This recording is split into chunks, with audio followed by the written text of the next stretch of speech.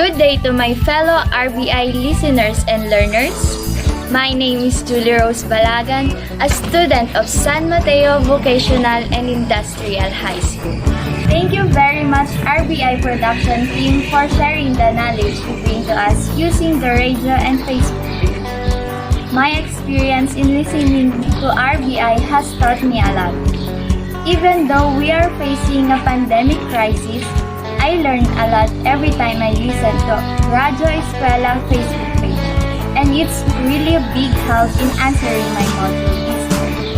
So, to my fellow students and listeners, keep on tuning and let's learn to our Radyo Eskwela sa Isabela. Dahil sa SDO Isabela, walang batang may iwan. Hashtag, we learn and hear as well. Senior High School On-Air Academy. Unstoppable! Delivering you quality education amidst pandemic. To defer school opening to October 5. Unstoppable! Giving you accessible learning platform anytime, anywhere. Ang klase, whatever form it is. Comprehensible! Buckle up and get yourself ready. I will repeat, then you will do it later on. Accurate! The sphere that includes all living things. Today, we'll be talking about rational functions. Simplify. This is Joss speaking. How may I help you? This is the School Radio's Senior High School On-Air Academy. And now, here's your new episode for New World, New Literature.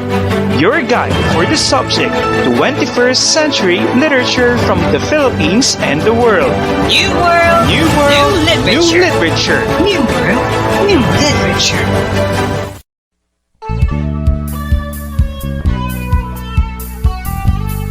Good day, RBI warriors! Once again, you're tuning in to Radyo Eskwela sa Isabela. I am Teacher Rosalyn, your radio teacher for today. As we start this episode, let me give you a motivational quote from William Shakespeare. Love all, trust a few, do wrong to none. That's it! No matter what happens, spread love, not hatred, and do good to anybody because you will be blessed as you are worthy of our Lord's love. We're in our third week and I appreciate your efforts to be always with us, radio teachers. As they say, those who keep learning will keep rising in life. Aja!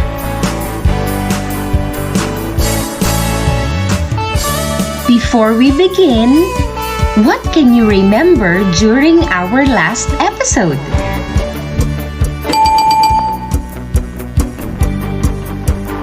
Brilliant! North American literature shows the circumstances in which how they are living. Although some of the texts produced in North America were related to Romanticism and Realism, works took a different point of view from the original movement. What else?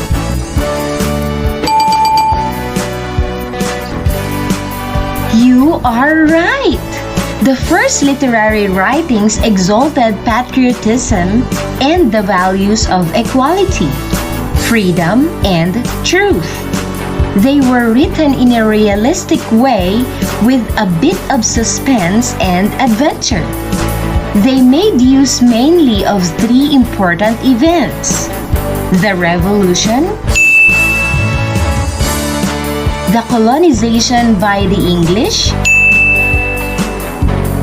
and the territorial expansion. Now, let us check your answers for last week's question. What are the features of North American literature? The answers are: the writings establish the popular and the issues in a daily basis. It has vivid images. It has abundant imagination. The characters have a strong psychology and very clear reasons to act and in narrative. And the writers had a quick and easy way to write. Did you get the correct answers? I know you're excited for the continuation of our episode. Buckle up, because we'll continue unfolding literature around the world. With this episode, we'll be touring the European continent. I am certain that you have a huge knowledge about Europe. Are you ready? I'm ready! Good! But before that, let's listen first to this short reminder. Stay put!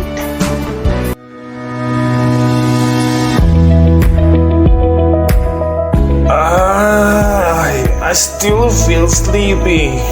Haven't you had enough sleep last night? Yes, I didn't. I slept at around 11 o'clock last night and woke up at 5 in the morning. But why? Don't you know that we, young ones, need 8 to 10 hours of sleep? Is that so? Yes, enough sleep will make us awake, alert, alive, and enthusiastic for the day. It will also make us healthier. Thank you for telling me. A reminder from the Department of Education, Department of Health, and this station.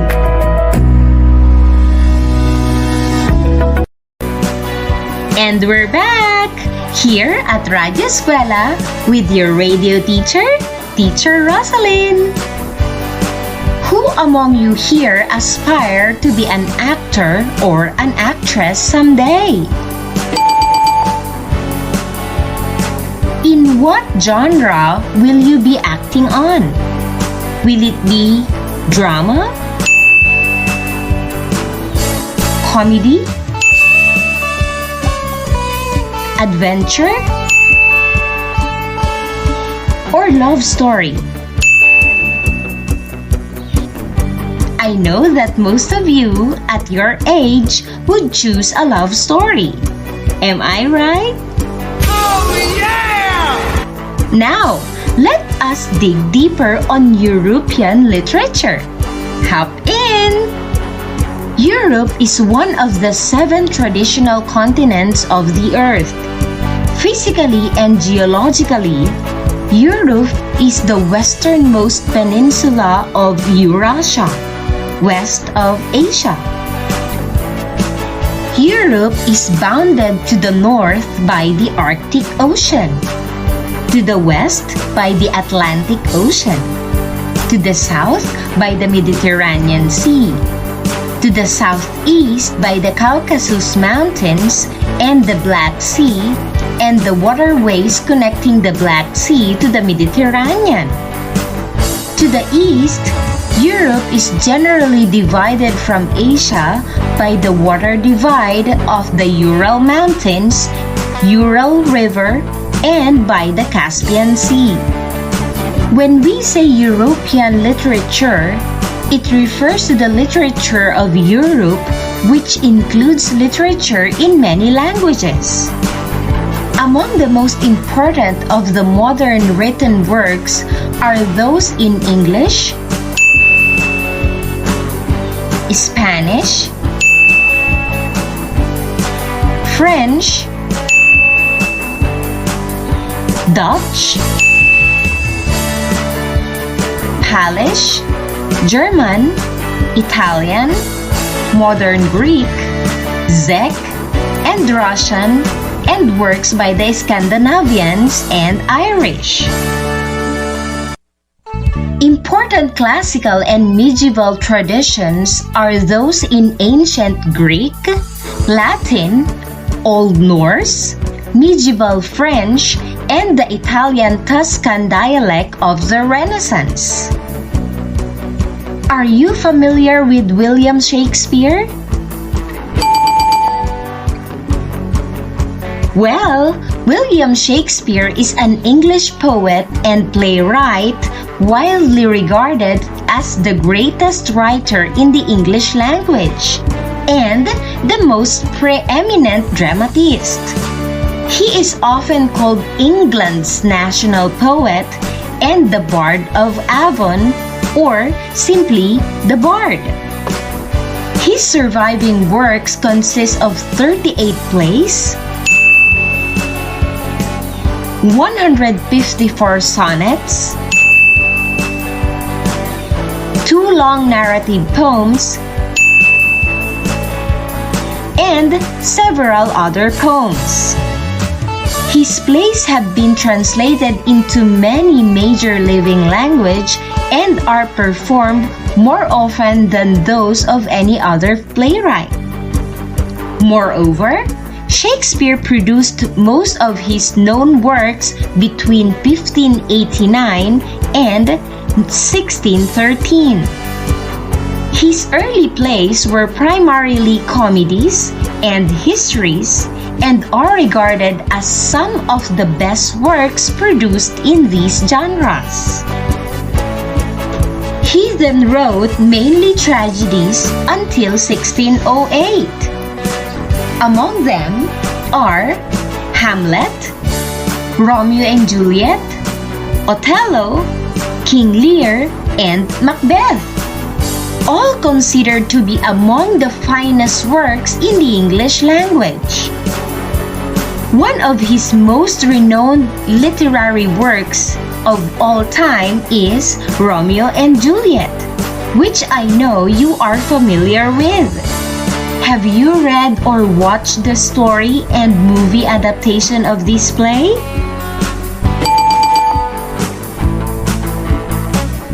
Wow! Most of you did! What about the song adaptation Love Story by Taylor Swift? Does it ring a bell? Before we discuss the story, let us look into an approach that will help you better understand and internalize the essence of the text. The approach that I want you to use is the reader response approach. Oops! Any idea about this approach?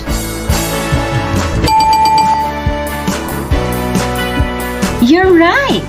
It is a school of literary theory that focuses on the reader or audience and their experience of a literary work. In contrast to other schools and theories that focus attention primarily on the author or the content and form of the work. In addition, literature may be judged accordingly to how the reader perceives it instead of what the author intends. The text itself has no meaning until it is read by a reader. Thus, the reader creates the meaning. Also, the reader response approach recognizes that different people view works differently and that people's interpretations change over time. Using the reader response approach, you are going to interpret the story on your own and make meaning to any event that happened in the story. You need to identify the reasons why our things happened that way. With our present scenario, I will be the reader and you will be the listener. So, this will become listener response approach. To give you another hint, I want you to reflect on the things that happened in the story and compare them with the present time. Are you ready to take the challenge, learners? If you are really ready, stay put and lend me your ears, for I will be reading to you a summary of the Romeo and Juliet play. Here we go! Romeo and Juliet is set in Verona, Italy, where there is an ongoing feud between the Montague and Capulet families.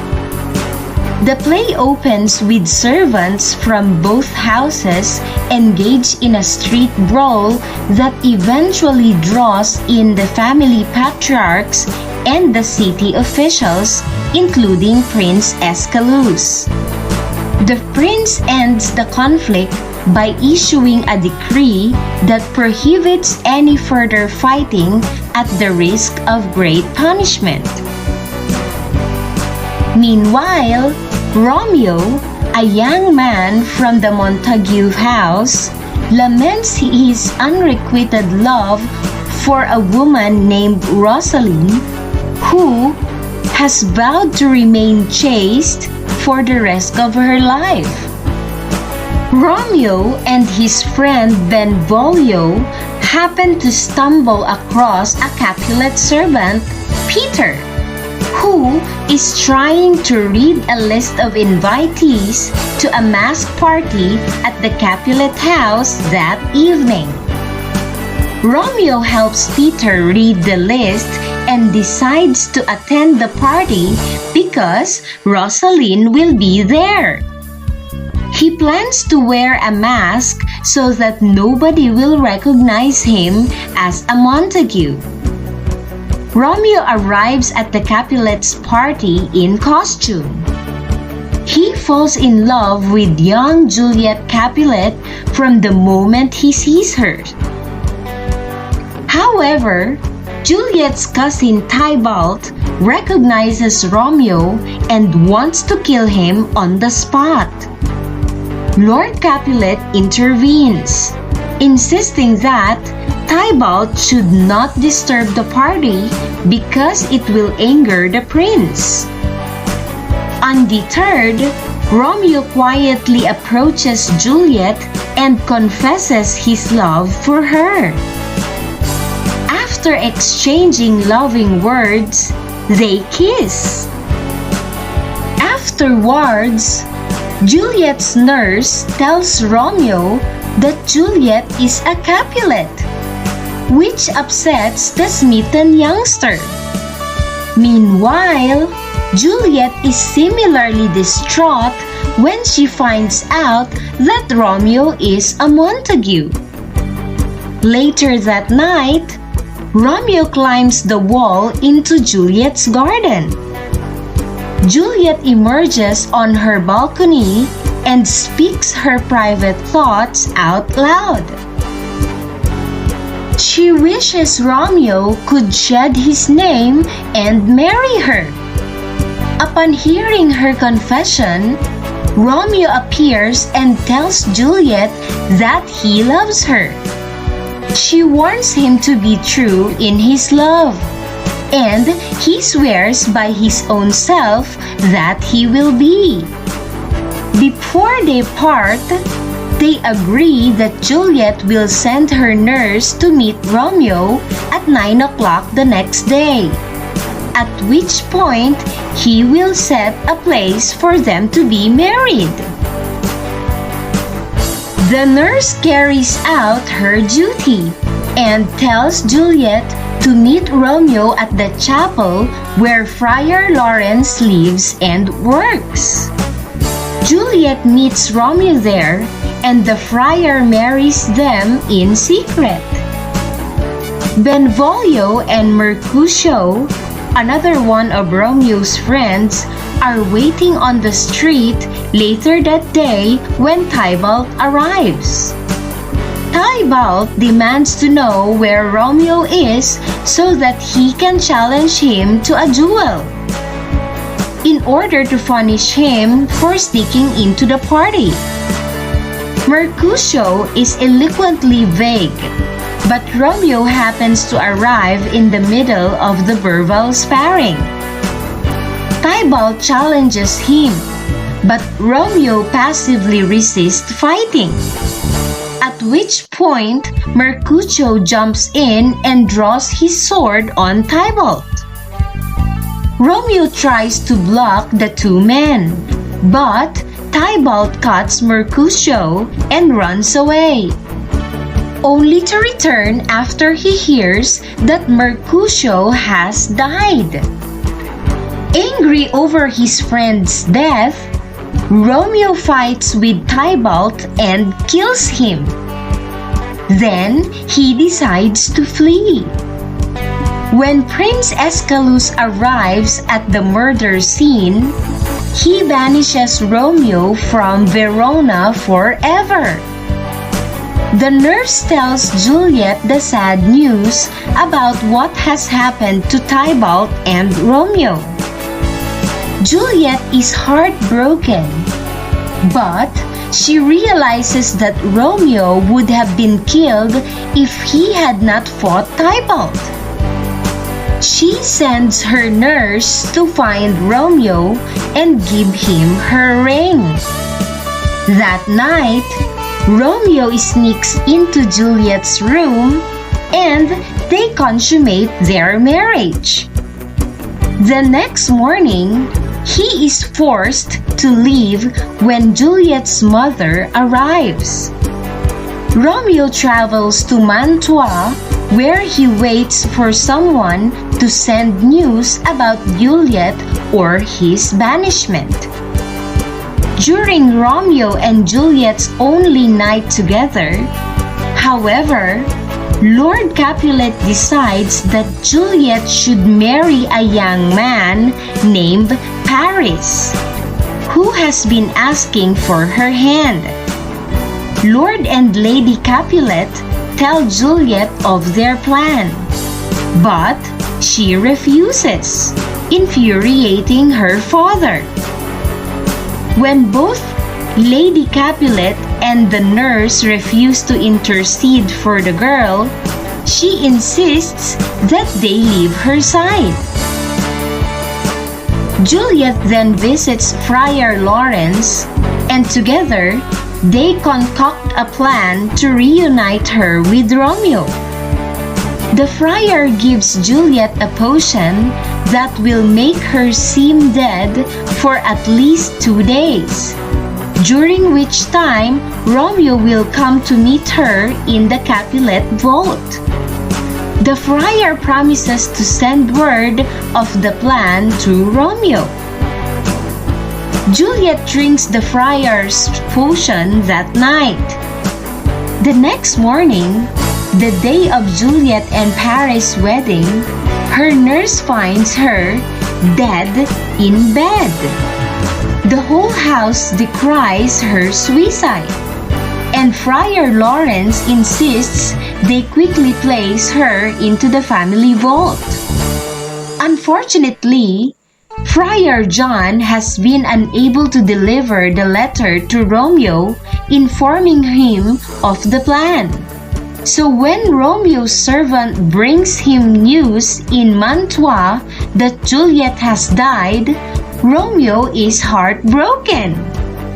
He hurries back to Verona, but first buys potion from an apothecary and writes a suicide note detailing the tragic course of events.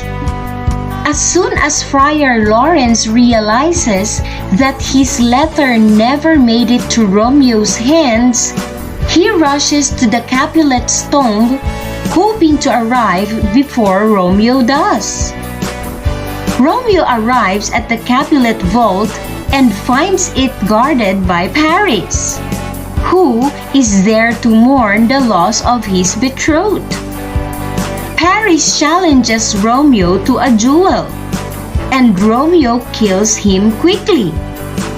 Romeo then carries Paris' body into the grave and sets it down.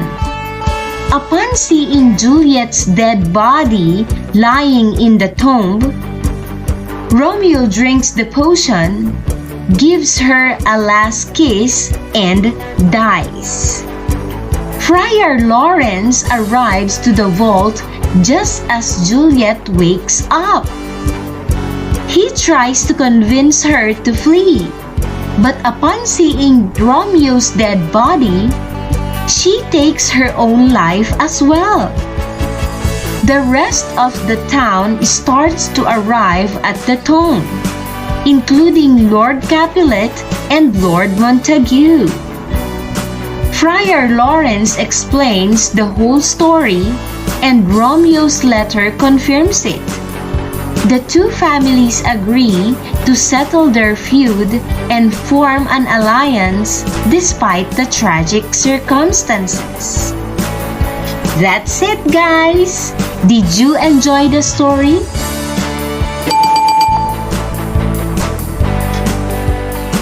If yes, I have some questions for you. So please prepare your notes. Are you ready? Oh, yeah! Number 1. Who are the characters of the story?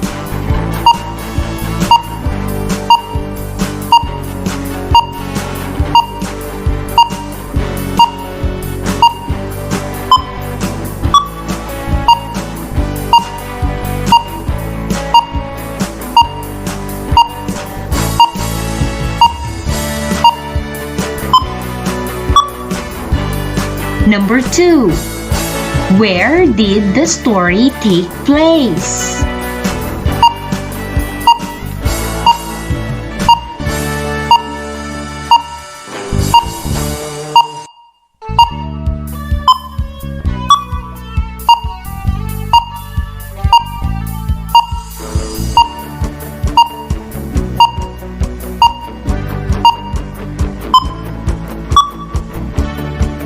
Number 3. What are the conflicts manifested in the story?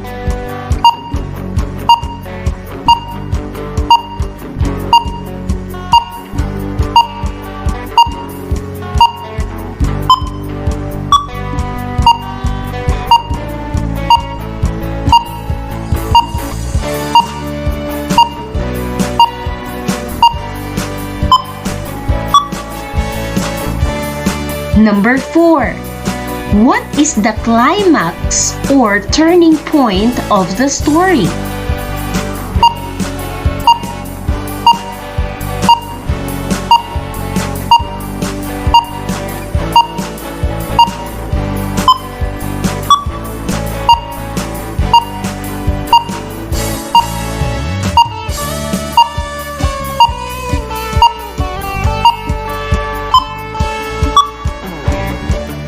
Number 5.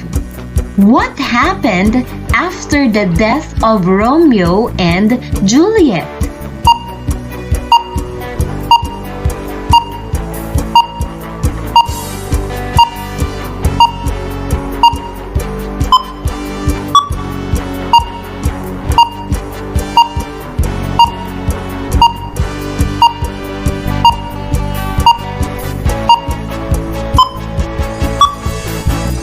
Number 6. How will you react if your parents force you into a fixed marriage?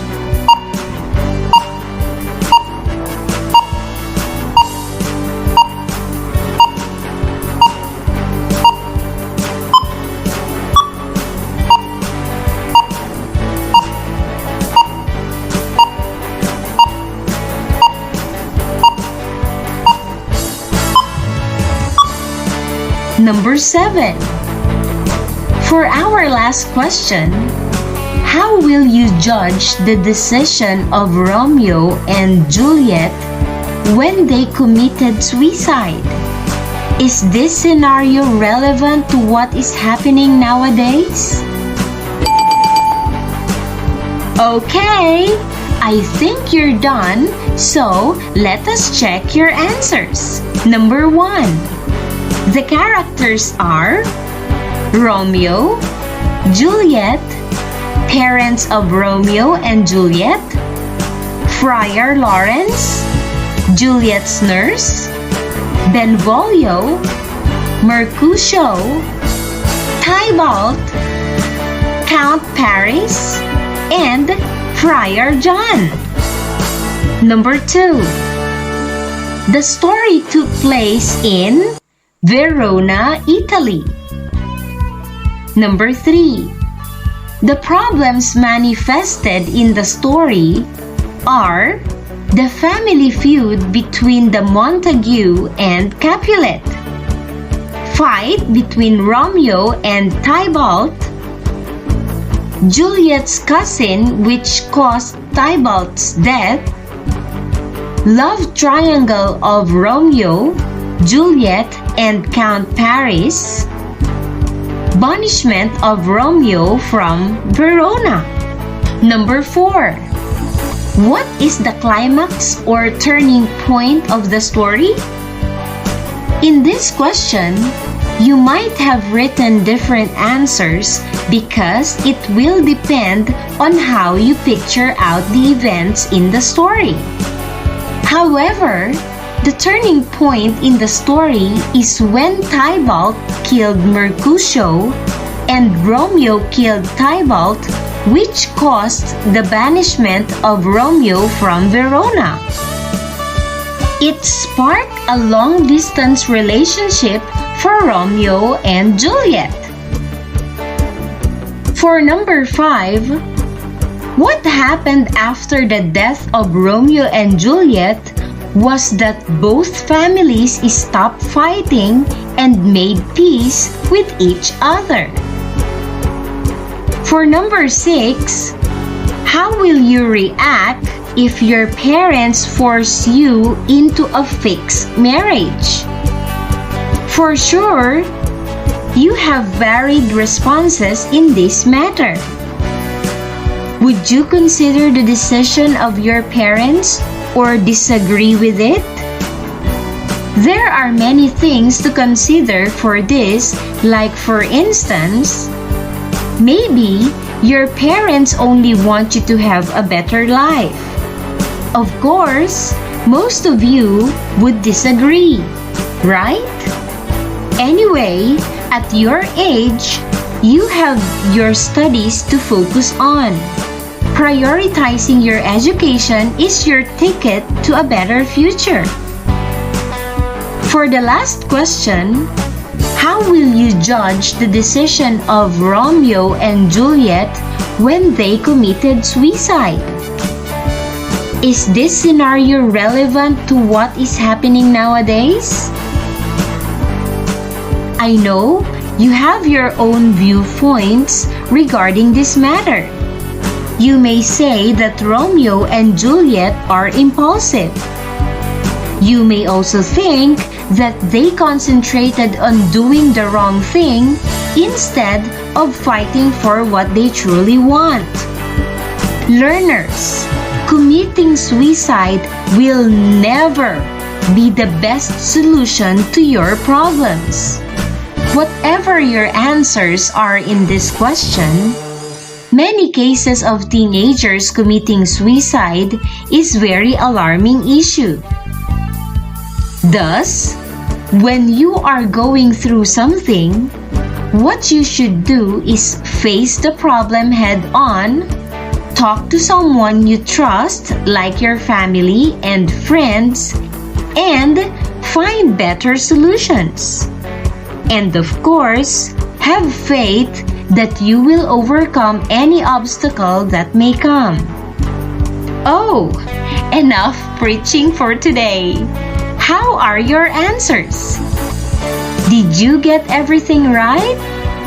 You're doing great, guys! This time, review your notes because we'll have a short assessment. Prepare your notebooks and pens because your task is to listen carefully as I read some statements. Write the letter that corresponds to each item. Number 1.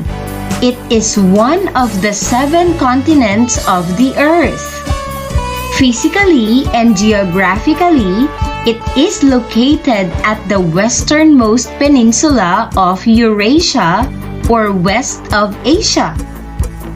A. Africa. B. Asia. C. Europe. D.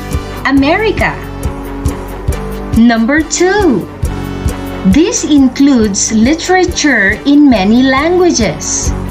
Among the most important of the modern written works are those in English, Spanish, French, Dutch, Polish, German, Italian, modern Greece, Czech, and Russian, and works by Scandinavian and Irish. A. Asian literature. B. African literature. C. European literature. D. American literature. Number 3. Who is the author of Romeo and Juliet? A. William Shakespeare. B. Virgil. C. Dante. D. Miguel de Cervantes. Number 4. From the story Romeo and Juliet, who is the one betrothed to Juliet? A. Romeo. B. Tybalt. C. Mercutio. D. Paris. Number 5. What did Juliet do when she saw Romeo's dead body? A. She went outside and cried. B. She took her own life. C. She felt happy. D. She got crazy. Are you done answering? Well, just keep your answers because we'll be checking your quiz in our next episode. In case you have queries, feel free to reach out to your teachers. Is that clear, learners? For now, I'll say goodbye, but what feels like the end is often the beginning. Why? Because you have a lot of learning adventures to experience after this episode.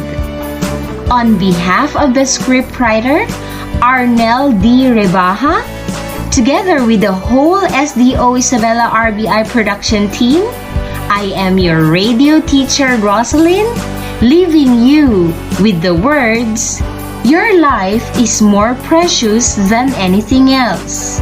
Stay home, stay safe.